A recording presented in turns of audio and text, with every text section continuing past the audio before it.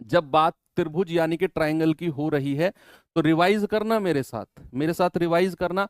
अगर एक common triangle है यानी कि जिसकी कोई भी बारे में नहीं बताया हुआ, तीनों भुजाएं अलग हैं, तो जरा मुझे बताना इसका पेरीमीटर क्या होगा। सारी भुजाओं को जोड़ दो, परिमाप होता है। जरा इसका सेमी पेरीमीटर, अर्ध परिमाप क्या होगा, परिमाप का आधा। और इसका एरिया हीरोन्स फॉर्मूला से निकालते हैं। हीरोन्स फॉर्मूला निकलता है तो क्या होता है, एस, एस माइनस ए, एस माइनस बी और एस माइनस सी का अंडर रूट।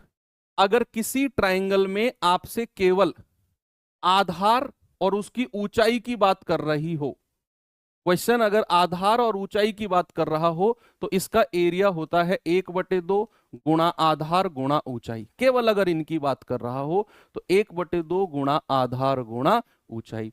अगर मैं बात करूं आपसे समबाहु त्रिभुज, इक्विलेटरल ट्राइंगल जिसकी तीनों भुजाएं बराबर होती हैं, पेरीमीटर हो जाएगा 3a, एरिया हो जाएगा √3/4 ए स्क्वायर। इसका अगर मैं हाइट, ऊंचाई की बात करता हूं तो वो होता है √3/2 इंटू ए।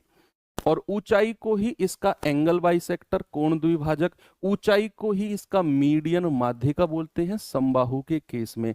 और सुनो, अंतःवृत्त की त्रिज्या, जो सर्कल इसके अंदर बना जा सके उसकी त्रिज्या होती है a/2√3। और सुनो, इसका बाहर का जो सर्किल बनता है, बाह्य वृत्त की त्रिज्या a/√3। और सुनो, इन दोनों का जो रेशियो बनता है r/r, वो हमेशा 2:1 का रेशियो होता है। इसका होता है 2:1 का। और सुनो, अगर मैं बात करूं बच्चे आइसोसेलेस ट्राइंगल जिसकी दो भुजाएं बराबर हों और तीसरी भुजा अलग हो, उसका पेरीमीटर क्या हो जाएगा, 2a + b। अगर मैं उसके हाइट की बात करता हूं तो हाइट होती है 1/2 √4a² - b²। और सुनो, अगर मैं इसके एरिया की बात करता हूं तो b/4 √4a² - b²। ये इसका फॉर्मूला आइसोसेलेस यानी कि समद्विबाहु